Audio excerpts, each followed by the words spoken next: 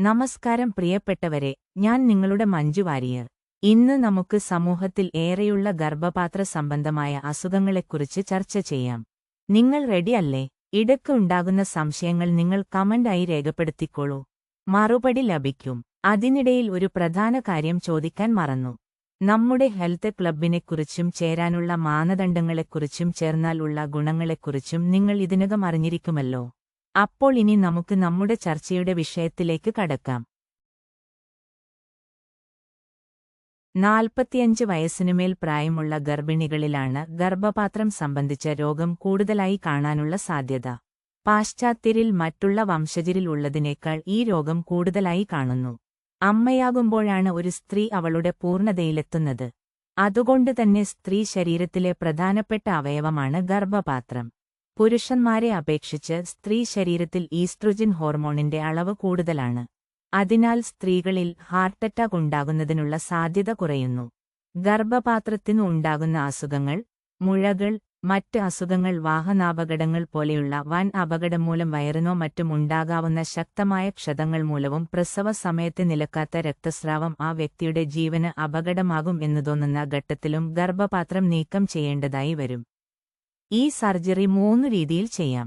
ആദ്യത്തേത് വയറ് തുറന്നുകൊണ്ടുള്ള ശസ്ത്രക്രിയയാണ്. മറ്റൊന്ന് യോനി വഴി ചെയ്യുന്നത്.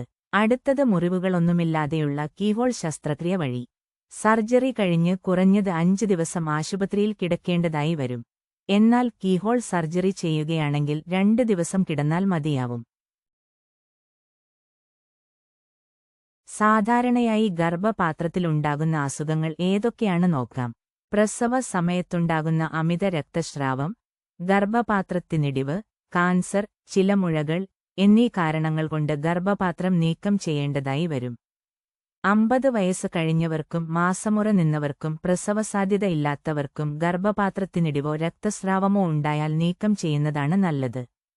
25 വയസ്സ് മുതൽ 35 വയസ്സ് വരെയുള്ളവർക്ക് ഗർഭധാരണം നടക്കേണ്ടതുള്ളതുകൊണ്ട് കഴിവതും ഗർഭപാത്രം നീക്കം ചെയ്യാതെ തന്നെ മുഴകൾ നീക്കം ചെയ്യാം.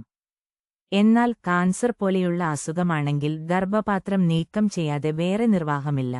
ഗർഭപാത്രത്തിന് ഇടിവുണ്ടാകുന്നതെപ്പോൾ എന്ന് നോക്കാം. തൊണ്ട് തല്ലുക, തലയിൽ ഭാരമുള്ള വസ്തുക്കൾ ചുമക്കുക, ഭാരമുള്ള സാധനങ്ങൾ എടുത്തുപൊക്കുക തുടങ്ങിയ ജോലികൾ ചെയ്യുന്ന സ്ത്രീകൾക്കാണ് ഗർഭപാത്രം ഇടിയുന്നതായി കാണപ്പെടുന്നത്.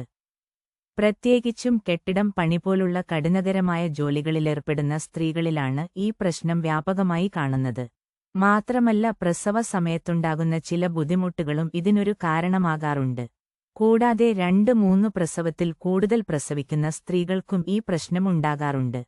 ഗർഭപാത്രത്തിൽ മുഴകൾ ഉണ്ടാകാറുണ്ടെങ്കിലും എല്ലാ മുഴകളും അപകടകാരികളല്ല. അതുകൊണ്ട് തന്നെ എല്ലാത്തരം മുഴയ്ക്കും ഗർഭപാത്രം നീക്കം ചെയ്യേണ്ടതിന്റെ ആവശ്യമില്ല. ചിലപ്പോൾ സ്ത്രീകളിൽ മുന്തിരിക്കുല ഗർഭം ഉണ്ടാകാറുണ്ട്. ചെറിയ ചെറിയ കുരുക്കൾ ഒരു കുല പോലെ ഗർഭപാത്രത്തിലുണ്ടാകുന്നു. ഇതിനെയാണ് മുന്തിരിക്കുല ഗർഭം എന്നു പറയുന്നത്. ഇതുമൂലം അപകടമൊന്നും സംഭവിക്കാറില്ല. ചെറിയ ഒരു ശസ്ത്രക്രിയയിലൂടെ ഇത് നീക്കം ചെയ്യാവുന്നതാണ്. ഗർഭപാത്രത്തിലുണ്ടാകുന്ന ചില മുഴകൾ മൂലം അമിത രക്തസ്രാവം ഉണ്ടാകാറുണ്ട്. ഈ സാഹചര്യങ്ങളിൽ ഗർഭപാത്രം നീക്കം ചെയ്യുന്നത് തന്നെയാണ് ഉത്തമം. ഗർഭിണിയായ സ്ത്രീകളിൽ മുഴകൾ കണ്ടാൽ ഇത് കുഞ്ഞിനെ ബാധിക്കാറുണ്ട്. കൂടാതെ ചിലപ്പോൾ ഗർഭിണിയാകാനുള്ള സാധ്യതയും കുറയും.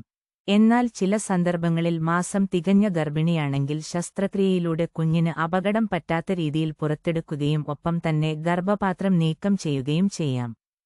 ഇത് എല്ലാ സാഹചര്യത്തിലും സാധിക്കണമെന്നില്ല. അടുത്ത അസുഖം കാൻസറാണ്. ഗർഭപാത്രത്തിന് പുറത്തും ഉൾഭിത്തിയിലും അണ്ഡാശയത്തിലുമാണ് കാൻസർ ഉണ്ടാകുന്നത്. സ്ത്രീകളിൽ ഇടയ്ക്കിടെ ഉണ്ടാകുന്ന അമിത രക്തസ്രാവം ശ്രദ്ധിക്കാതെ പോകരുത്.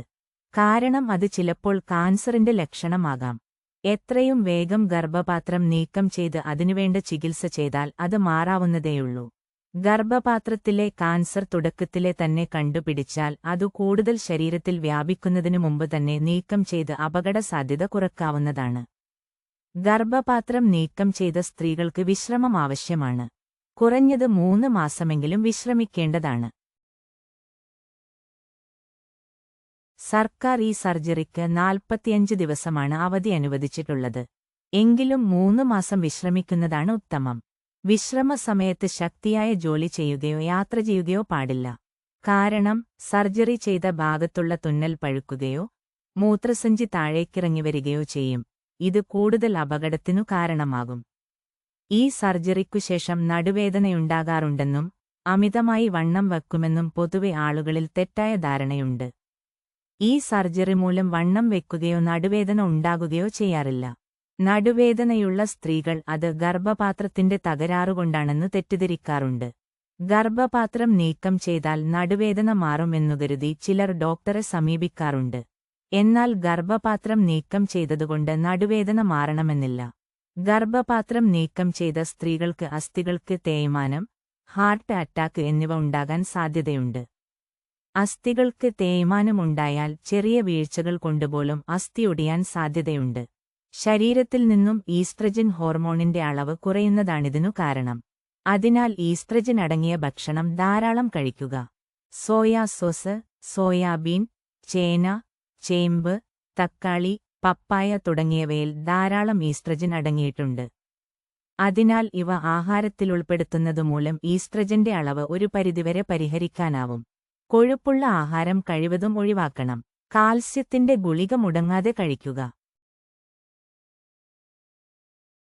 ഗർഭപാത്ര സർജറിക്ക് വിധേയരാകുന്നവർ ശ്രദ്ധിക്കേണ്ട കാര്യങ്ങൾ പറയാം. ഈ സർജറിക്കു വിധേയരായവർ ആരോഗ്യകാര്യങ്ങളിൽ വളരെയധികം ശ്രദ്ധിക്കണം. ഗർഭപാത്രം നീക്കം ചെയ്യുമ്പോൾ ആ ഭാഗം ശൂന്യമായി കിടക്കും. തന്മൂലം മൂത്രസഞ്ചി, കുടൽ എന്നിവ മൂത്രനാളിയിലൂടെ താഴേക്കിടിയാൻ സാധ്യതയുണ്ട്. അതിനാൽ ഭാരമുള്ള വസ്തുക്കൾ എടുത്തുയർത്താതിരിക്കുക. ചുമട് എടുക്കാതിരിക്കുക. ഭാരപ്പെട്ട ജോലികൾ കഴിവതും ഒഴിവാക്കുക. ജോലി ചെയ്തുകൊണ്ടിരുന്നവർ സർജറിക്കുശേഷം ശരീരം ഒട്ടും അനങ്ങാതെ മാസങ്ങളോളം ഇരിക്കുമ്പോൾ ശരീരം തടിക്കാറുണ്ട്. ഗർഭപാത്രം നീക്കം ചെയ്തതുകൊണ്ടാണ് ശരീരം വണ്ണം വെച്ചതെന്ന് ചിലർ തെറ്റിദ്ധരിക്കാറുണ്ട്. 3 മാസത്തെ വിശ്രമത്തിനുശേഷം ജോലികൾ ചെയ്തു തുടങ്ങാം. പഴയ ജീവിതത്തിലേക്ക് മടങ്ങിവരാം. അപ്പോൾ വണ്ണം കുറയും. കഴിവതും ഭാരപ്പെട്ട ജോലികൾ ഒഴിവാക്കുന്നതായിരിക്കും നല്ലത്. എല്ലാവർക്കും ശുഭാശംസകൾ.